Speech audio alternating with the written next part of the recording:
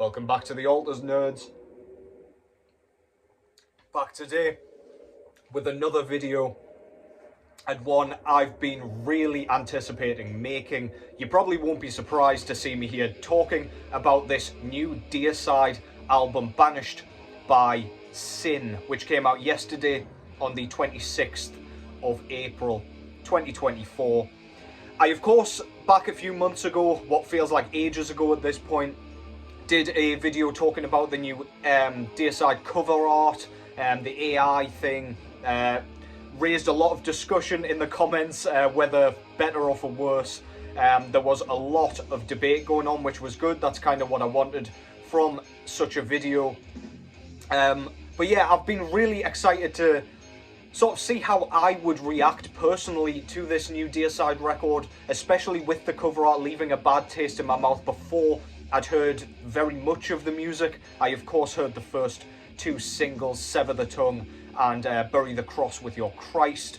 But yeah, I wondered kind of how I would feel about this one. Trying to be completely as objective as physically possible, despite the sour taste kind of burning my taste buds.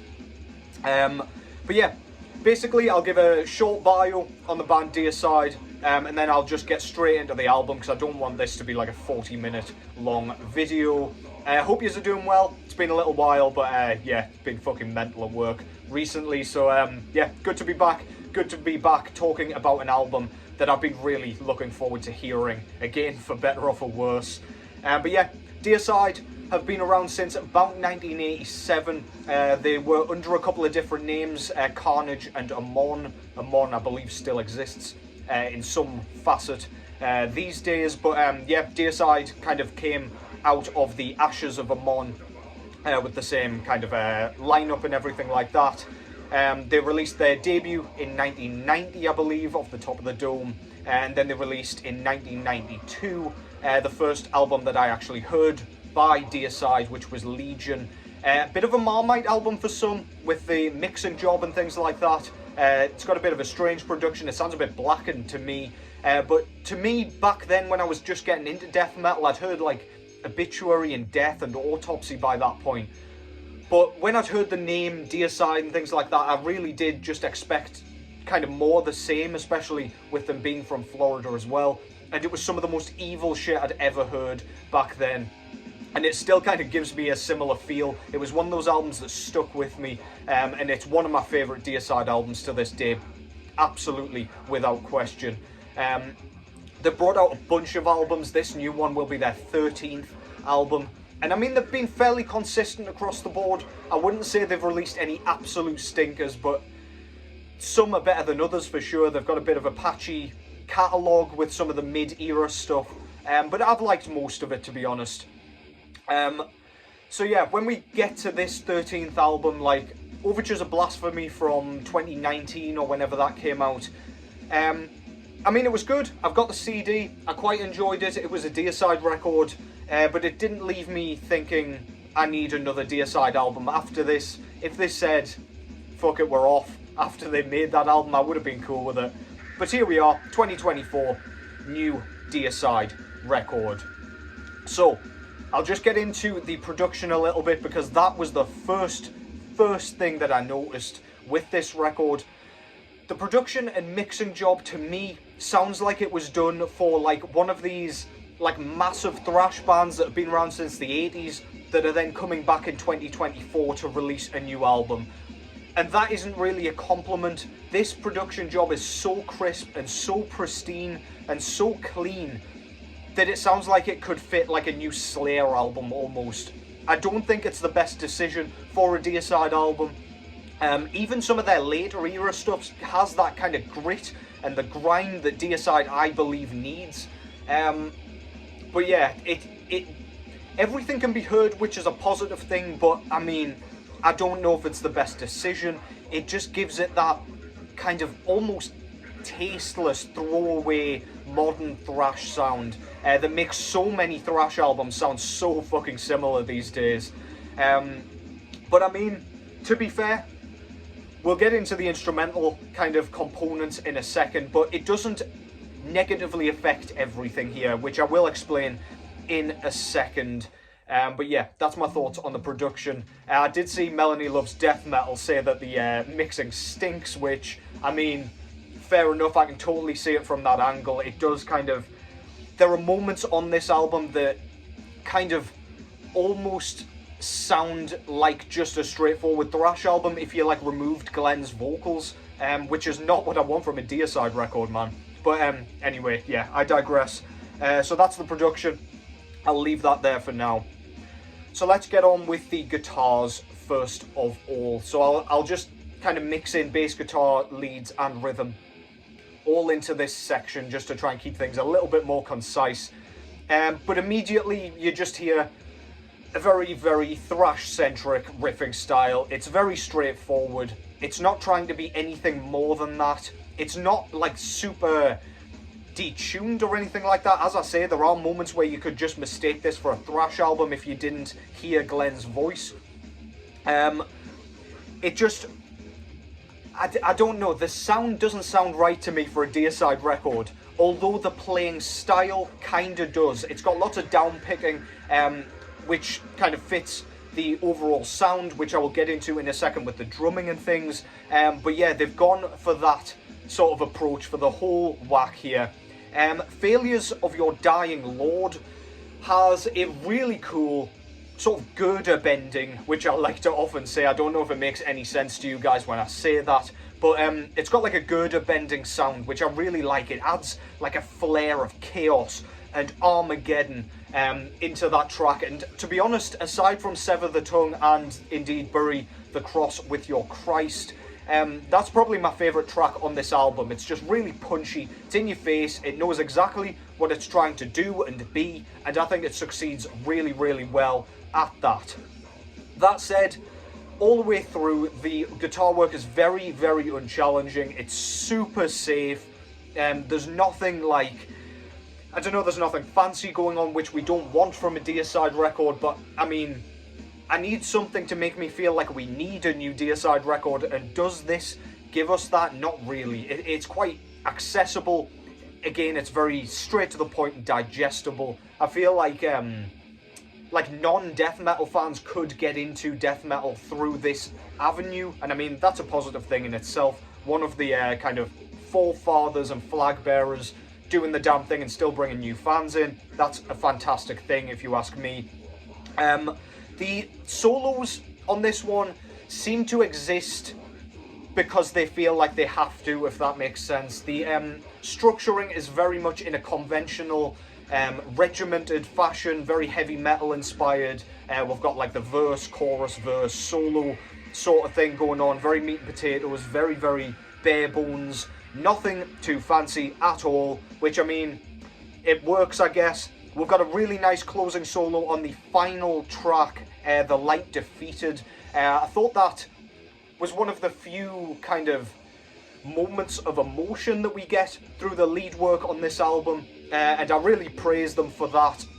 It's fantastic. It leaves a good taste in your mouth for the kind of end of the album. It's absolutely perfect. It sends you off kind of thinking about the album, making you want to put it back on, which is absolutely brilliant. I just wish we had a bit more of that through the rest of the album instead of just like, you know, just like a shoehorned solo, if that makes sense. But yeah, really appreciated that. God damn, that coffee's like drinking tar. The bass work, Glenn Benton does bass on this one, of course.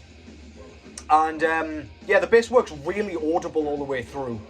Which is partially, of course, due to the production, lets everything poke through. And to be honest, Benton's bass work is really, really cool on this thing. It's very straight to the point. It's not like, there's nothing fancy again, no frills, there's no like noodling, and no kind of just bass only sections on this. It just pokes through the mix perfectly. It drives the album, gives you something new to listen to when you're kind of sick of the quickly picked thrash riffs. And yeah, I think it's really, really good. I've got nothing bad to say about the bass work at all. It's the same all the way through, to be honest, but I think it's killer, man. Which brings me over to Glenn Benton's vocals, which is arguably the most iconic thing about Deicide. He's got a very sort of monotonous approach to his kind of bellows, his lows, his growls. But on this one, we get some really fucking cool shrieks that just pierce through the mix right at the high register of things. And I think, honestly, it sounds fantastic. It's not very... Like, you'd expect a guy like Glenn Benton, who's been doing the damn thing for however many years at this point, to be getting a bit tired, teetering off towards, like, his voice sounding a bit crackly, sounding a bit worn out. But we don't get that at all here. He sounds as good as he ever has. Crisp delivery, really kind of fluid, fast at times, really, really cool. Sounds at the peak of his powers, to be honest, which I didn't expect. From the full album, at least. I mean, he obviously gave a taste of that on the first couple of singles. But yeah, some of the high shrieks on this thing are utterly hair-raising. They're absolutely horrifying, and exactly what I want from Deicide. That was one of the things I first noticed from this band, was the vocals, and the thing that kept me coming back. As I say, his growls are monotonous, but I mean, lots of death metal vocals are. What do you want from a death growl kind of thing, and he still adds those kind of highs in, so you've got nothing negative to say, or at least I don't. On the track Sever the Tongue, which I didn't really notice the first few times I listened to kind of that track when it first came out, there's a really cool, like, goblin-esque sort of high shriek in the background of the growls during this very specific melodic section, and the melodic leads sort of do the vocals massive justice in that it almost makes them sound sung, and like they're changing pitch and things like that, as though they're like being delivered in a melodic fashion, and they're not at all. It's just really cleverly done. I really appreciated it, to be honest. I thought it was fantastic. It's really, really just smart songwriting. And yeah, I hope you just go and listen to that and appreciate that bit, because it just sounds fucking awesome. Yeah, I don't know if Glenn Benton actually did the sort of backing vocals for those. I don't know if he layered it with his own voice or what, because there's a couple of the guys are credited with backing vocals, so I don't really know, but yeah, sounds great to me. So yeah, let's get on to Steve Asheim's drumming. Very simple, well, at least as far as death metal goes. It's galloping for a lot of this. We've got lots of kind of double bass, kind of triplet sort of things going on, which leads us into choral sections and keeps going through. Quite predictable and quite monotonous at times. It gets a little bit stale towards the back end of the album, but I mean, he's doing what he's been doing for fucking years at this point. The man's not trying to do any sort of technical proggy wizardry. He's not trying to shift time signatures everywhere. It's not what we want here. So yeah, it's effective enough. I felt like on the track Doomed to Die, he could have added a few more fills in there. For a lot of it, it was kind of just a quarter note pulse on the snare drum and very little in the way of kind of, I don't know, I just want a few tom fills and things like that. He does throw them in occasionally on this album, but I just don't think there's enough of it, especially on that track. It kind of feels a bit hollow and a bit like a little bit more could have been used there. But yeah, I mean, he's doing the damn thing. Lots of thrash beats throughout on here. That's what makes up most of this record. It sounds like a thrash album to me, or like at least a late 80s death metal album. In the drumming, we do get occasional flurries of blast beats, but they're very few and far between. They sound very cool when they're in here though. So yeah, good that he changes things up. There's some really nice kind of ride bell work going on the title track, Banished by Sin. I thought that was fantastic. It's only during the intro, which would have been otherwise quite simple. But yeah, he just adds a little bit of flair in there. Not too kind of technical. It's not, again, he's not doing anything to set you on fire, but it just sounds fucking cool, man. Sounds really experienced and like a mature drum performance. Haven't really got anything negative to say about the drumming, other than maybe cut back the thrash beats a little bit and maybe add a little bit of something else. Even if you had a bit of D beat in there or something, just to kind of spruce things up. But otherwise, we don't really need it. The galloping thing is Deicide's thing, so, I mean, you know, what can you say about it, really? So yeah, I've just vomited all my thoughts on the instrumentation, at least most of the positive things out into this vid. Let me just take a swig of tar, and yeah, I'll get into some of the negatives and my overall thoughts. So yeah, as I say, this album left me, before I'd even heard it, with a bad taste in my mouth, with Glenn defending the artwork. The more I think about the artwork, the more it annoys me that they've done that, because at 12 songs and at around 39 minutes in length, I think this is a good album, man. I think it's good. I don't think it's amazing. It's nothing to kind of set your world on fire, make you want to jump off a bridge. Like, I've heard it all now, it's amazing, I can die happy. It's nothing like that, man. But yeah, I think the length was perfect. I think having 12 tracks instead of the kind of conventional 10 is perfect. Nothing outstays its welcome. I can only say good things about the arrangements and things like that. Like, the tracks are arranged well.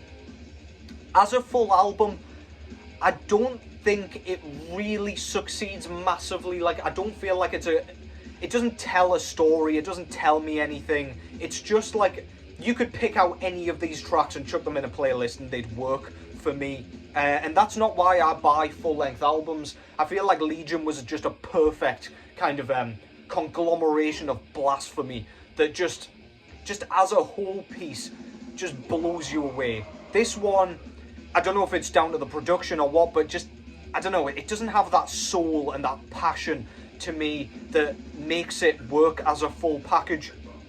It sounds like each track was written to be a single, if that makes sense.